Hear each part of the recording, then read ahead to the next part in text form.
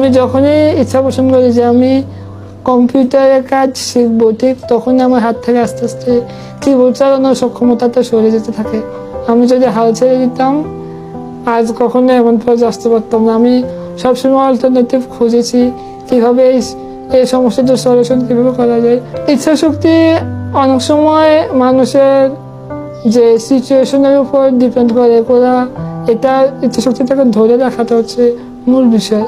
এটা যদি ধরে রাখা যায় অবশ্যই কিছু একটা করা যাবে।